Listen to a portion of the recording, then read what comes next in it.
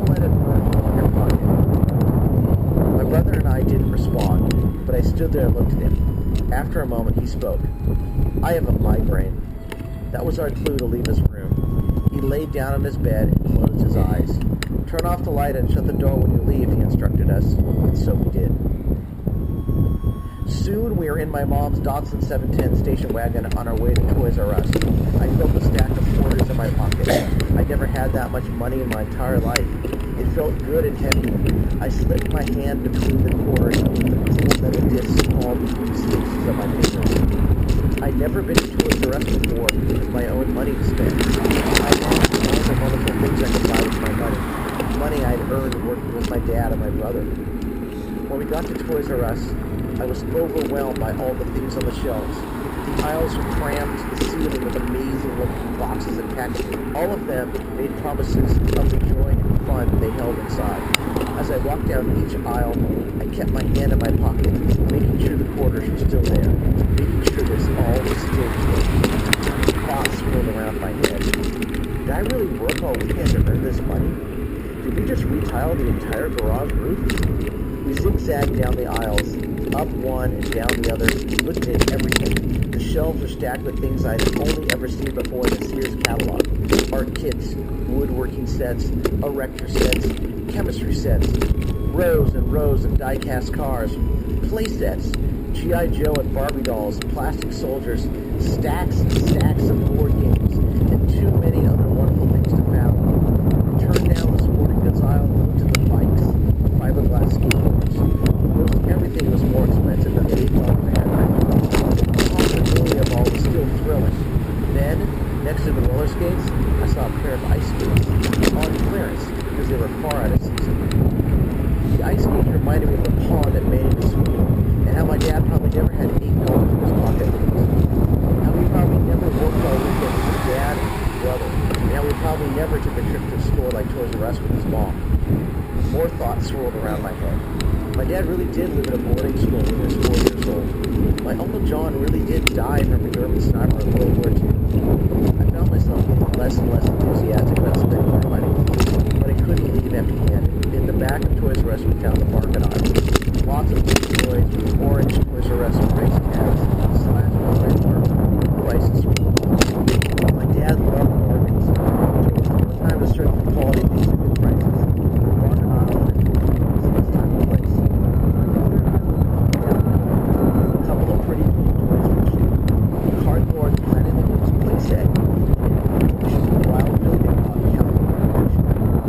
Together, $1.50 plus tax. They were also things that I thought my dad would like and approve of. We had watched Planet of the Apes together on TV, and he loved cowboys more than almost anything else in the world. He showed the toys to my mom, and she agreed that they looked like they were good for their price. My brother and I bought one of each and left the store. When we got home, my dad was asleep with a migraine in his room.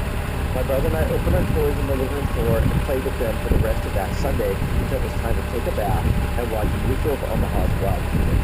When my dad emerged from his room just before bedtime, we showed him the action figures and play sets he had bought with the money he had earned over the weekend. His migraine had broken, and I saw a rare smile on his face as my brother and I showed him our purchases.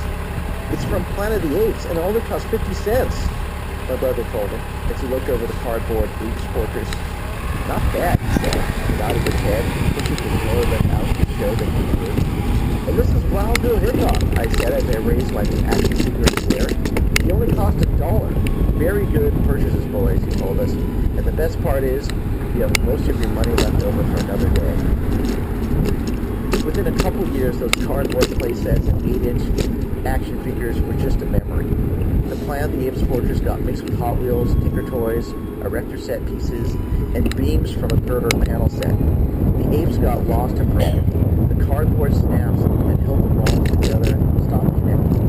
Wild Bill Hickok was also joined shortly after by co-chiefs David Crockett, also from the bargain bin, lost his weapons, and then lost his place in my heart, and soon had only room for Star Wars, Lego, and Atari. The Builder's Emporium is gone now, sent to Chapter 11 many years ago by the likes of Home Depot and Lowe's. The Toys R Us is also gone, closed many years ago to make way for a mall expansion. an expansion for a mall that now no longer exists either. The tile roof on the garage is gone too, as is the garage, our tiny house, and the back, torn down to be replaced by a suburban mansion. And my dad is gone, but I still have the stories of his youth, his brother, and World War II, and still find myself thinking about them almost every day. The hammer, though, is still with me. It hangs in my garage as I write this, waiting to be used on my next project. The same hammer my dad bought for me one summer day as we fixed the garage roof together over a long, hot, and unforgettable weekend in 1977. The claw hammer my dad gave me when I was 7 years old.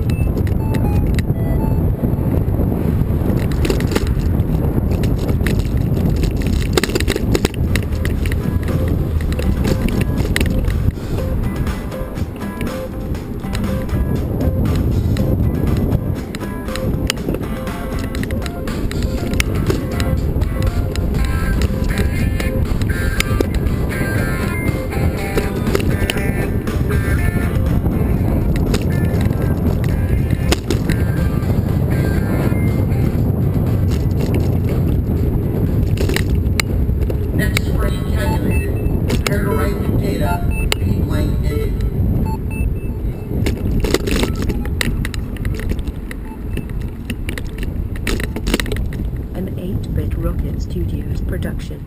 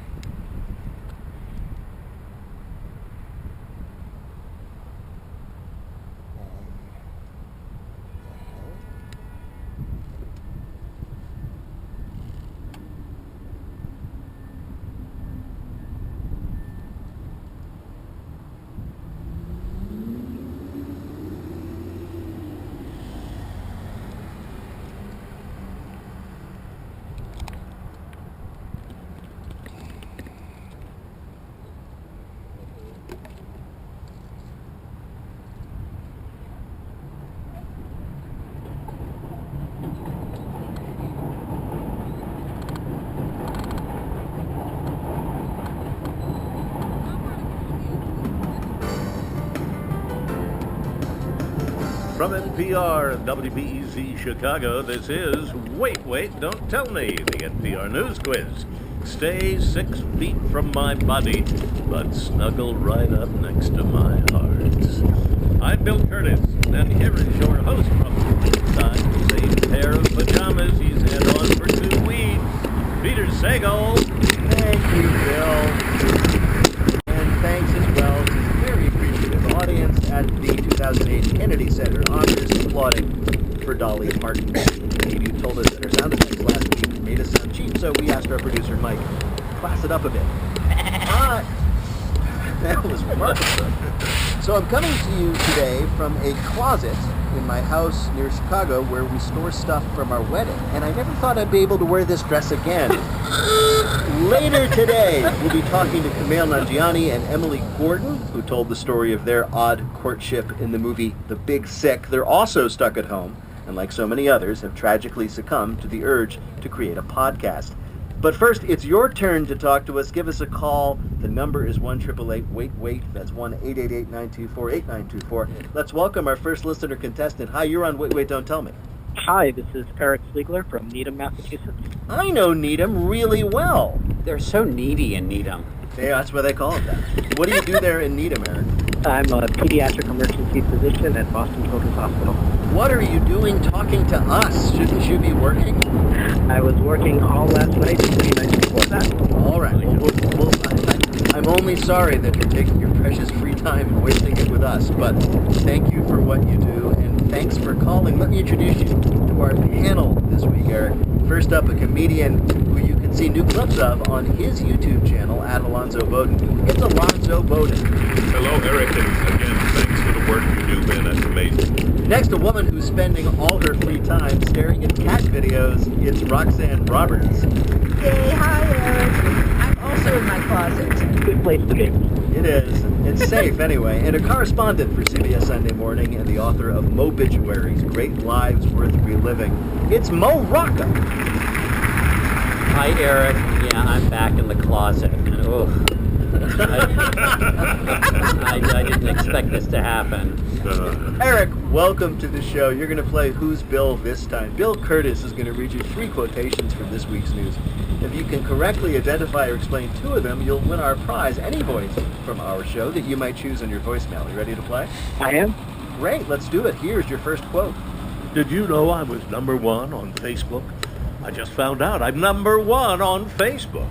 That was the president on Wednesday during a press conference in which he said that something was going to last till April 30th at the earliest. What? I'm going to guess that's the coronavirus. Yes, or the quarantine because of it. I assume the coronavirus will live forever. We are all going to be stuck here for a while. It's like your family coming to visit for a weekend and staying for a month, but your family is you. This is the Lord of the Rings national calamity. You think it's over. It just keeps on going. Well, I think the thing to do is stop listening to those press conferences because time actually slows down when we pause. You're just, that's the first trick. Stop listening to him. But he's #1 on Facebook, Alonzo. You know, here's the thing about him being #1 on Facebook. It's going to do to Facebook what happened to MySpace. Remember who was #1 on MySpace? Yeah. #1 on MySpace. Exactly. One hero has emerged in all of this of late, and that is Andrew Cuomo, governor of New York, perhaps because of his calm leadership, but probably just because there are no more sports to watch. Andrew Cuomo's daily press briefings have become must-see TV. He's like an older, meaner version of CNN's Chris Cuomo, because that's exactly what he is. It's weird because nobody even liked him a month ago. It must be the epidemic. In real life, he's a 4, but with corona goggles, he's a 9. It's sweet, but can we talk about the nipple rings? Yes, Mo, we can talk about the nipple rings because that was a real story in the news this week. People are obsessed with that question. Does Andrew Cuomo have nipple rings? Because if you look at his chest, there is something under his shirt. People have become amateur photo analysts trying to figure out, is that a ring? Is that just his nipple? If it is, can we just curl up, suckle it, and finally fall asleep feeling safe? Why can't we talk about Chris Cuomo's nipple rings? I feel that Chris Cuomo... Well, wait, now, okay, all right. Is it conceivable? It's just a Cuomo family nipple trait? I am okay with him having a nipple ring as long as he got it before the virus when it was still safe. I don't want to think that I'm quarantined and he's hanging out at a piercing shop That's getting nipple rings. So All right? unsanitary. Enough of the haves and the have-nots. If you can get nipple rings, I can go out. Meanwhile, Donald Trump is, of course, jealous of the attention that Cuomo is getting, so he announced that he, the president, has way more nipples than Andrew Cuomo. All right, Eric, your next quote is from the nation's new favorite celebrity, a man named Joe Exotic. I'm outspoken, good-looking, love to party, and have fun. Mr. Exotic is the star of the hut show that's making quarantine fun for millions. What's the show? That would be the Tiger King. The Tiger King! You're right! Very good, Eric. The documentary series on Netflix is a huge hit right now, probably because it's showcasing the kind of characters that remind you really don't want to be around people. So have you guys seen it? This remarkable I show? am all in on Tiger King. Okay, Alonzo, you have to explain this to me because what I have read is that a lot of very dumb people are throwing themselves at these wild animals and getting various body parts maimed and things like that, and it's just full of people who are insane. It's even better than that. Alonzo, take it away. Okay, Roxanne, so you turn on the TV and you see a guy with a blonde mullet and a gun strapped to his thigh, with a husband who has 3 teeth, a bunch of tigers that live in the backyard, an assistant with no legs, another assistant with only 1 arm, and he's obsessed with killing a woman who wants to save tigers. Now that's the first 4 minutes. Then it gets crazy. Then it starts. You can't not watch this show. And I will say this. You know, black people of color, have been complaining about not being represented fairly on television and in film. We are so glad there are no black people in the Tiger King. You have no idea. We're like, please don't let us be involved, and we're not. I gotta ask here. Eric answered that pretty quickly. As a pediatric surgeon who's been working so many hours straight, did you actually have a chance to watch this? So it's actually all the talk in the emergency department right now. Really? It's important to have some laughter along with the medicine. I can see that. I've only seen the first episode, Alonzo. Does everybody end up marrying off in the end? I mean, it's a classical comedy structure. We haven't even touched on the man with 3 wives. Right. You see, that's the thing about the Tiger King. No matter what you talk about, there's another level you haven't touched yet. All right, Eric, your last quote is an actual email out of office reply. Many thanks for your email. The office for the Duke and Duchess of Sussex is now closed. That office is closed, and the former Duke and Duchess of Sussex seem to complete their flight from the British royal family by moving where this week? I believe they've moved to the United States, California, maybe? They have close enough. They've moved to L.A. Just a few months ago, when the Duke and Duchess of Sussex, Harry and Meghan, announced that they were leaving the royal family and moving to Canada. In other words, they picked exactly the worst time in history to move out of a big castle surrounded by a moat. Everybody started counting down to the inevitable move to LA. I mean, come on. Of course she's going to go back to work as an actress, and he would love to experience a tan for the first time in his life. The Tiger Prince and Princess. That's what this reality show is going to be. This is a disaster. I give it 2 weeks before he's hanging out with Kanye. I mean, I think we know why they moved to America now.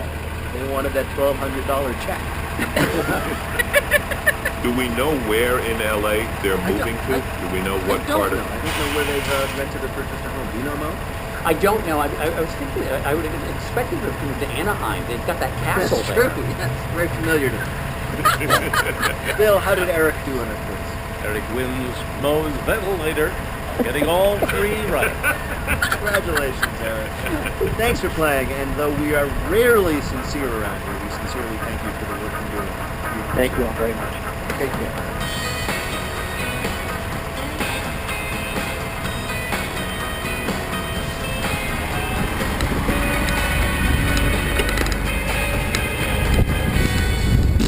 And now it is time for another installment of our new segment. Wash your hands with me, Bill Curtis.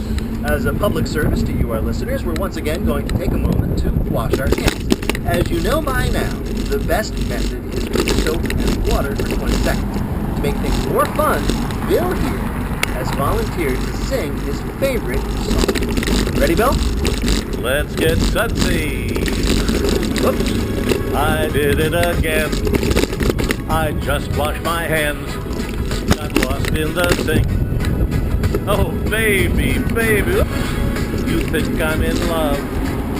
It's sent from above.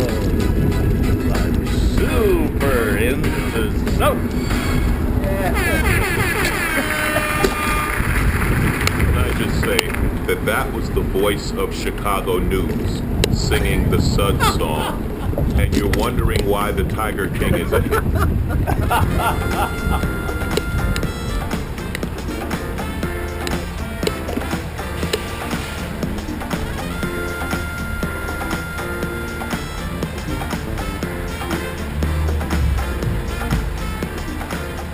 Coming up, we're here for you in our Bluff the Listener game called 1-888 Wait Wait to Play. We'll be back in a minute with more of Wait Wait Don't Tell Me from NPR.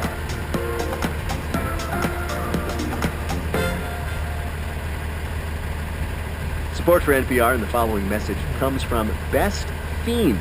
Have more time on your hands? Connect with family and friends and engage your brain with fun puzzles by downloading Best Fiends, a 5-star rated mobile puzzle game with over 100 million downloads. The game is updated monthly, so there are always new levels to play, events to master, and cute characters to collect. And you can play without an internet connection. Download Best Fiends for free from the Apple App Store or Google Play today. That's friends without the R. Best Fiends. I'm Ophira Eisenberg from NPR's Ask Me Another. Every week we blend comedy, trivia, and a special celebrity interview. Matthew McConaughey. Culture. My greatest educator. Ask Me Another from NPR.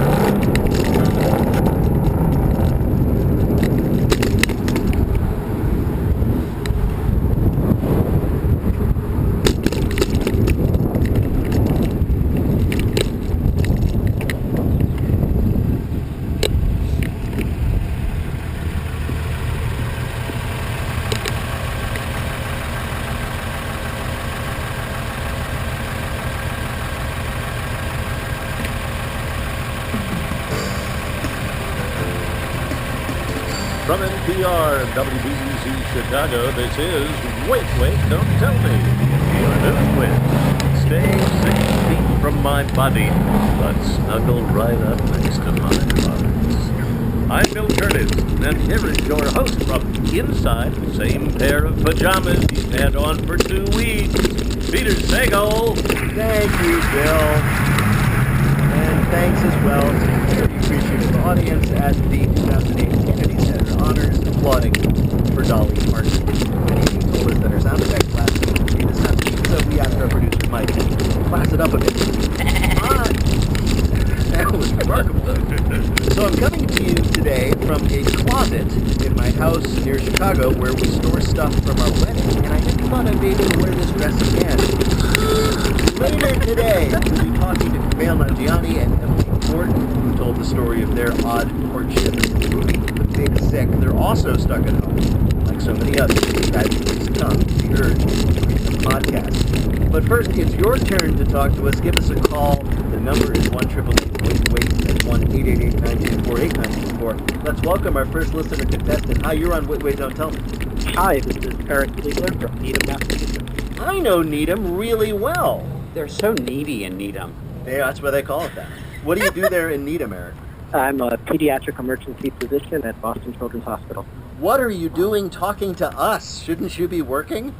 I was working all last night. Let me introduce you to YouTube. Next to six. Good place to be. It is. It's safe anyway. Black people in the tiger thing. You have no idea. We're like, please don't let us be involved, and we're not. I got to ask here. Eric answered that pretty quickly. Does a pediatric surgeon who's been working so many hours straight, did you actually have a chance to watch this? So it's actually all the talk in the emergency department right now. Really? It's important to have some laughter along with the medicine. I can see that. I've only seen the first episode along, so does everybody end up marrying off in the end? I mean, it's classical comedy. Right. We haven't even touched on the man rewatch. Right. You see, that's the thing about the Tiger King. No matter what you talk about, there's another level you haven't touched yet. All right. Eric, your last quote, actual email out of office reply. Many thanks for your email. The office of the Duke and Duchess of Sussex is now closed. That office is closed, and the former Duke and Duchess of Sussex seem to complete their flight from the British royal family by moving where this week? I believe they've moved to the United States, California, maybe? They have close enough. They've moved to L.A. Very good, Eric. It was just a few months ago when the Duke and Duchess of Sussex, Harry and Meghan, announced that they were leaving the royal family and moving to Canada. In other words, they picked exactly the worst time in history to move out of a big castle surrounded by a moat. Everybody started counting down to the inevitable move to L.A. I mean, come on. Of course she's going to go back to work as an actress, and he would love to experience a tan for the first time in his life. Ugh, the Tiger Prince and Princess. I mean, that's what this reality show is going to be. I mean, this is a disaster. I give it 2 weeks before he's hanging out with Kanye. I think we know why they moved to America now. They wanted that $1,200 check. Do we know where in L.A. they're moving to? Do we know what part of? I don't know where they've rented or purchased a home. Do you know, Mo? I don't know. I was expecting them to be in Anaheim. They've got that castle. That's true. That's very familiar to me. Bill, how did Eric do in it? Eric wins Mo's ventilator by getting all three right. Congratulations, Eric. Thanks for playing, and though we are rarely sincere around here, we sincerely thank you. Thank you all very much.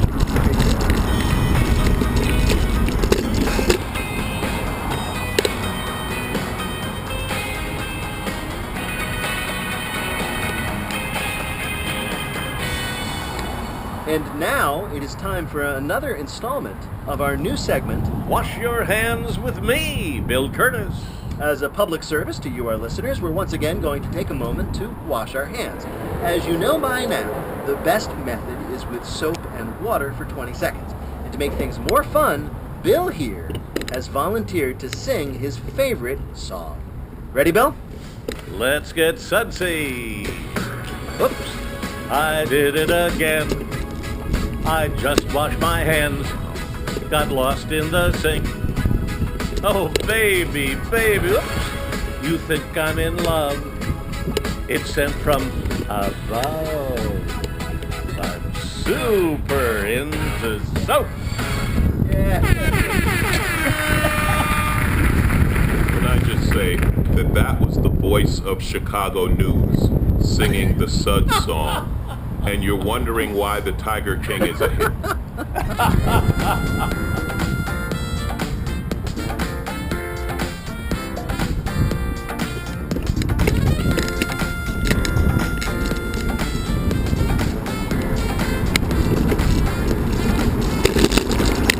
Coming up, we're here for you. I love the listener game. Call 1-888 Wait Wait Don't Play. We'll be back in a minute with more Wait Wait Don't Tell Me from Andrew Shaw.